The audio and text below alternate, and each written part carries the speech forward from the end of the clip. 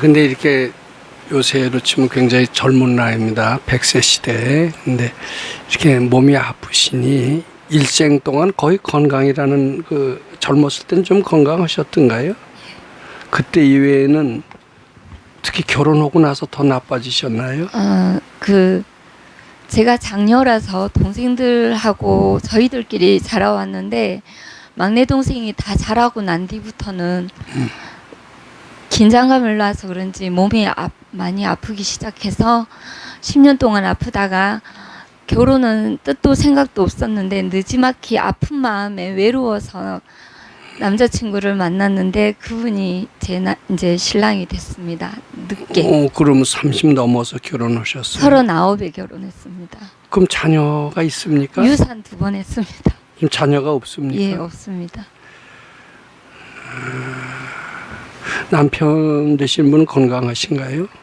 아니, 저희 남편도 처음 만났을 때부터 통풍이며 뭐 고혈압이며 30대부터 있었고요. 지금은 그러니까 40대인데도 녹내장, 뭐 퇴행성 관절염, 뭐 가지가지 병을 지금 자꾸 1년에 한두 개씩 거둬들이고 있습니다. 그분도 그러니까 39에 결혼하셨으면 그분도 그 정도 나이가 예. 됐었겠죠. 둘이 동갑이라서 나이는 같습니다. 동갑인데 그분은 결혼하기 전에는 건강하셨나요? 통풍도 있었고 고혈압도 있었는데 이게 젊었을 때 예, 처음 만날 때 젊었을 때부터 그랬어요. 골골했어요. 예, 골골했어요. 등치만 산만하고 허약했습니다. 뭐 제가 이제 첫 번째 질문하신 분한테도 이제 그런 말씀을 드렸습니다만은 모든 난제 원인은 어떤 주위 환경이나 마음 밖에 그런 데 원인을 찾기보다도 다 지속해서 찾을 수 있다.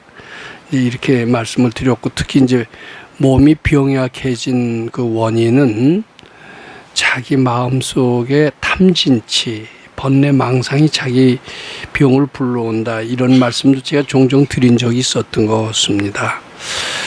아마 마음속에 어떤 스트레스가 이 병의 원인이 될 텐데 스트레스는 어디서 생기느냐 하면 사람과 사람과의 업보 속에서 스트레스가 생깁니다. 예를 들면 누구하고는 호흡이 잘 맞아서 그하고 이럴 때는 아무 스트레스가 없지만은 누구하고 이럴 때는 하는 것마다 엇박자가 나면서 속을 푹푹 새기는 사람이 있어요. 그럼 속을 푹푹 새기는 사람을 만났을 때 저 사람하고 무슨 업보가 있어서 내가 이렇게 속을 썩나 이렇게 하면서 괴로울 수가 있습니다. 이제 그 업보 특히 살생업보는 스트레스를 불러오게 하고 스트레스는 병을 불러오게 하는 수가 많습니다. 특히 살생업보하고 같이 살면은 서로 병을 앓는 수가 많거나 병을 앓지는 않더라도 하는 일을 안 되게 하는 수가 많습니다. 근데 그 원인은 게을러서 또 생활 습관이 나빠서 병들고 또 이런 줄 알지만은 알고 보면 서로 속을 새기는 살생업보가 만나서 서로 안 되게 하는 부정적인 텔레파시를 상대한테 계속 보내는 거예요.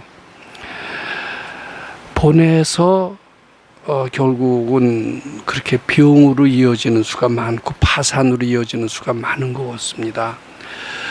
그런데 남편하고는 이런데 어때 서로 화목하긴 했습니까? 안 했습니까? 이렇게 계속 골골하고 뭐 그런데 그래도 남편은 사랑스럽고 나한테 잘해줘 이래요. 내가 아파서 그런지 어떻게 대우도 시원찮아 이런 느낌이 듭니까? 저한테는 지극정성으로 그러니까 저는 친정에서는 부모 형제 간이 업보로 만난 인연이 분명한 걸 이제 깨달았고요. 남편도 너무 잘해줘서 만났는데 지금 처음에는 잘해줬는데 지금도 잘해줘요? 잘해주기는 합니다. 잘해주기는 하는데 제가 이 결혼한 거 후회합니다. 한 번씩 이혼하고 싶은 마음도 왜 한 달에 한 잘해주는데 왜 번씩은 그러세요? 이상하게 그 남들이 볼 때는 이 이상의 남편이 없다고들 하시는데 정말 게으르고 저하고 너무나 반대라서 정말 저 속썩이려고 찾아온 사람 같은 느낌이 나서 한 번씩 도망가고 싶은 생각이 한 달에 한두 번은 꼭꼭 올라옵니다. 도망가고 싶습니다. 예, 아마 제 생각에는 뭐 발근이가 보셔야 정확한 진단을 하시겠지만은 집에서 어렸을 때는 건강하게 자라시다가 결국 이제 동생들 키우고 나서 마음을 탁 놨죠. 놨으면서 이게 마음을 탁 놓고 이만하면 됐다라는 것이 일종의 그 번뇌망상, 스트레스고 그것이 이제 여러 가지 문제를 불러옵니다. 그리고 어떻게 보면 친정에서 너무나 속색이는 분들이 많았을 거예요. 부모도 속색이고 동생도 속색이었던 거죠. 지겨웠을 거예요. 동생, 부모 속도 세이고 동생도 지겨웠고 이제 동생은 키워놨지만 이 집을 탈출하고 싶었던 겁니다. 탈출해야 좀 편안해질 거다. 이제 그렇게 해서 결혼을 하셨죠. 뒤늦게라도 결혼을 하셨는데 되게 이렇습니다. 자기 힘들 때 만난 사람 있잖아요. 탈출하고 싶다. 괴로웠을 때 만난 사람은 되게 다 속색이는 인연을 만납니다. 근데 탈출하고 싶다. 이게 괴롭잖아요. 탈출하고 싶지 않고 나는 시집도 가고 싶지 않아. 혼자 살아도 즐거워. 여유 만만할 때 만나는 사람은 되게 잘해주는 사람이 많다. 이렇게 보시면 틀림없습니다. 저희도 그런 것을 짭짤하게 경험했습니다. 종업원을 둘 때도요. 굉장히 종업원을 구해야 됩니다. 종업원 구해야 된다. 종업원이 안 들어오면 우리 회사 망한다. 종업원을 기다리는 마음이 많죠. 종업원을 애타게 기다릴 때 들어오는 종업원들은 되게 속색이는 수가 많습니다. 그런데 여유 있어요. 여유 있을 때 여유 있는 마음으로 채용한 종업원은 내가 건강했을 때 왔기 때문에 되게 속을 안 쓰기는 수가 많습니다. 그래서 보살님의 경우는 참 탈출하고 싶었고 힘들 때 만난 인연이기 때문에 겉으로는 잘해주는 것 같아도 속마음은 속색이는 업보였다라고 생각하고 결혼하고 나서 속색이는 업보의 나쁜 텔레파시 때문에 계속 병은 더 깊어지고 우울해졌다라고 그렇게 말씀드리고 싶습니다. 그리고 남편 역시 어렸을 때부터 그분은 골골했다고 그러죠. 특히 남을 갖다가 원망하고 꾸짖는 기질이 좋아하는 사람은 되게 좋아하지만은 좋아하지 않은 사람은 특히 아주 원망하고 지겨워하는 기질이 있을 것 같아요. 무엇으로 느끼느냐면 직장이 지겨워서 나오고 싶다. 이런 표현에서 그분의 마음을 읽을 수가 있습니다. 그 직장만 지겨워하는 게 아니라 사람들도 좋아하는 사람만 좋아하지 그 지겨워하는 소질은 가정에서도 그대로 발휘합니다. 보살님도 이뻐할 때만 이뻐하지 부정적인 마음은 여전히 있기 때문에 그 나쁜 텔레파시는 보살님한테 여지없이 꽂힙니다. 저는 지금이라도 해결하는 길이 없지 않다라고 생각합니다. 이 건강이 언제부터 읽으셨어요? 오늘부터. 읽으신 지 얼마 안 되시죠? 예, 읽다가 저 작년부터 읽으면 오빠가 해탈이 빠르다고 하셔서 읽다가 한 달쯤 읽으면 몸도 더 아픈 것 같고 짜증도 더 많이 나고 그래서 또 놓고 안 하고 법문만 또 주야장창 듣다가 또 열심히 듣다가 기도해봐야지 하고 또 한 달 좀 넘어가면 또 똑같이 더 심하게 아프고 또 짜증이 나고 그래서 놓고 그것만 몇 번 반복하다가 지금은 법문만 듣고 있어요. 제대로 못 읽으셨죠. 한 번도 못 읽으셨네. 네. 근데 이게 이제 이렇게 하면 빠르다라고 하는 게 욕심이죠. 근데 이게 빠른 것은 어째서 빨라지느냐 하면 바라지 않고 시봉하는 마음. 이게 건강경에 그렇게 써 있어요. 우리 건강경 뜻을 제가 잘 해석한다면 바랄 것이 없다. 뭐 부처님한테서도 바라지도 말고 부모한테서도 바라지 말고 남편한테서도 바라지 마라. 다 바랄 필요가 없다. 왜냐하면 내 속에 모든 것이 다 구족되어 있기 때문이다. 그 내용이 금강경에 써 있습니다. 그렇기 때문에 부처님을 만나도 시봉하려고 만나지 바라려고 만날 필요가 없어요. 우리는 바랄 정도로 그렇게 연약한 존재가 아니라는 겁니다.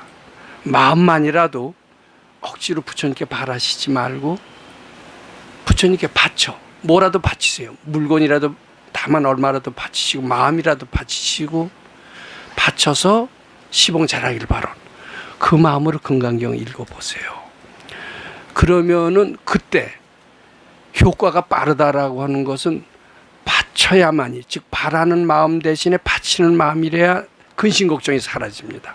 바라는 마음은 근심 걱정을 더 싸지게 합니다. 기쁘게 바치는 마음으로 읽을 때 근심 걱정이 사라지면서 효과가 발생해요.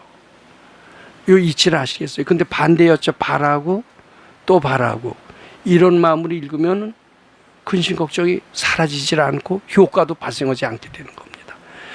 그러니까 부처님께 드리는 마음으로, 기쁜 마음으로 읽어보세요. 그러시고 무슨 지금 직장 다니십니까? 집에서 그냥 가정 일만 하십니까? 근데 그 뭐 약사열애부를 하면 병도 나아진다고 그러죠. 그 틀린 말씀은 아닌데 그것도 대개 약사열애부를 시봉하는 마음으로 하면은 병이 금생에 날 수가 있는데 대개 약사열애부를 하면은 병이 나아진다는 말을, 즉 바라는 마음으로 약사열애부를 하기 때문에 약사열애부를 많이 하셔도 금생에 병 낫기는 아마 저는 쉽지 않을 것 같습니다. 차라리 내 마음속에 올라오는 번뇌망상을 자꾸 바치시되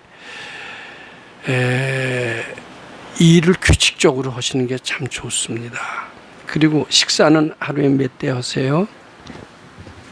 그 하루에 2끼 먹을 때도 있고요, 1끼 먹을 때도 있습니다. 식사는 적게 하시는 편입니까?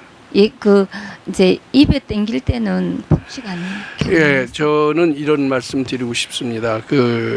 저는 이 금강경 안 만났으면은 어떻게 보면 보살님과 비슷한 삶을 살았을지도 모를 정도로 어렸을 때부터 전 참 골골했습니다. 학교 다닐 때도 매일같이 골치가 아팠고요. 감기 잘 걸렸고요. 감기 걸리면 열이 몹시 났고요. 어느 땐 40도도 넘어서 병원에 입원도 한 적도 있었습니다. 그리고 이제 나이 먹어서는 생각이 많았고 그것이 이제 열등감, 우울증으로 많이 이어졌던 것 같습니다. 저는 그 금강경 공부 만나지 않았었으면 참 열등감에 병약에 여러 가지 처량하고 고달픈 삶을 살았던 것 같습니다. 근데 제가 이제 그 선생님 만나서 출가를 하면서 죽은 셈 치고 했는데 우선 식사를 오후에 좀 적게 했습니다. 근데 뭐 일본에서도 그런 게 있습니다만은 과식이 백병의 원인이래요. 식사를 하루에 한 끼를 먹되 딱 정해진 시간에 드시든지 또는 한 끼 먹었다가 뭐 4끼 먹었다가 이렇게 들쑥날쑥하면 소식의 효과가 없어요. 규칙적으로 좀 소식을 하는 게 좋습니다. 그리고 몸은요, 되신 대로 뭐 몸 체력이 약하시니까 많이 움직일 수는 없지만 봉사를 하시더라도 하루에 몇 시간은 꼭, 그것도 부처님 시봉하는 마음으로, 약사열애부를 가서 비는 마음으로 하시지 말고 약사열애부를 시봉하는 마음으로 하시는 게 좋습니다. 근데 약사열애부를 하시는 것보다도 자꾸 바치시는 게 좋고 금강경 읽으시고 미륵전열애부를 하시는 게 건강에 훨씬 저는 확실히 효과가 있을 것 같습니다. 그렇게 자꾸 하시면은, 그리고 정성껏 읽어보세요. 좀 읽고 오셨더라면 좀 더 달랐을 것 같습니다. 근데 제대로 한 번도 안 읽고 오셔서 근데 이거 제가 그래서 사흘이라도 정성껏 해보시라. 또는 안 되면 일주일이라도 하셔라. 그 대신 소식을 하시고 몸을 움직이셔야 됩니다. 그리고 나는 일생을 젊었을 때는 건강하시지만 언제 내가 건강을 체험해 본 적이 있나 할 정도로 병 속에서 지금 살고 계신 것 같아요. 근데 이 병이라는 게 본래 없는 것이다. 나는 본래 튼튼한 사람이다. 병은 착각이다. 이렇게 생각하시면서 힘들고 병약하다는 생각을 자꾸 바치세요. 안 받쳐지면 나는 허약하다라는 그 생각, 나는 우울하다라는 생각에다 대고 자꾸 미륵존요랩을 자꾸 하시기 바랍니다. 제가 시간 있으면 날 따라 하십시오라고 하고 싶은데 그건 안 될 것 같아요. 그렇게 하시고요. 그리고 남편의 문제입니다. 저는 지금이라도 그 직장을 관두시지 말았으면 좋아요. 지겨워서 이제 그 직장을 나오는 거 아닙니까? 홧김에 안 나왔다고 하고 인계인소면서 나왔다고 하지만 그 홧김에 나온 거예요. 홧김에 나와서 또 다른 직장 구해도 또 지겨운 일이 똑같이 반복이 될 겁니다. 근데 아직 7월 말이면 시간이 조금 있는데 뚜렷한 직장이 없다라면은 일단 관둬서 뭐 고두의 직장을 구하기보다도 참 어렵더라도 그 직장 상사한테 가서 참 그동안 제가 이 직장이 고마운 줄 모르고 근데 그 이제 그분한테도 미리 금강경을 읽게 하는 게 좋습니다. 절대로 시키면 말 안 들을 거예요. 근데 금강경을 읽는다라면은 이런 판단이 듭니다. 내가 이 직장이 고마운 걸 모르고 불평불만만 하고 드디어는 지겨워서 이 직장을 관두려고 마음을 냈는데 근래 제가 금강경을 읽다 보니까 그동안 불평불만한 것이 참 나의 어리석음에서 비롯된 것이었음을 이제 알았습니다. 제가 7월 말로 나가게는 돼 있습니다만은 지금이라도 용서해 주시고 다시 받아주신다면 불평불만하지 않고 성심껏 일하겠습니다. 우선 그렇게 마음만이라도 내보라고 그러세요. 가서 입을 벌려서 하지 않더라도. 마음만을 자꾸 내고 좀 어렵더라도 직장에 가서 한번 다시 매달려 보시는 게 괜찮은 방법입니다. 진심으로 기도하고 가서 매달리면은 아마 잘하면 들어줄 수 있고 들어줄 수 있으면은 다시 복직을 하는 것이 상당히 현명합니다. 지금 지겨운 마음으로 나오시면은요 밖에 나와도 또 지겨운 마음으로 될 그런 직장을 만날 공산이 굉장히 많고 지금 직장보다 나은 직장을 구하기가 저는 쉬워 보이지 않습니다.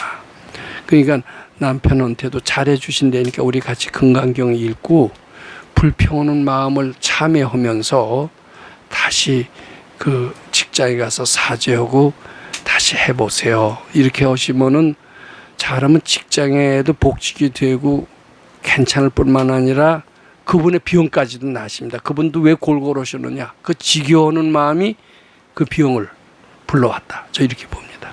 그리고 보살님 비용까지도 나게 했다. 이렇게 봅니다. 어디 감사합니다. 보충 질문 있습니까? 예, 그럼 그 직장에서는 다른 부서로 옮겨줄 테니까 어떻게든 한번 그러라고 그러세요. 어이구 저 했는데 예.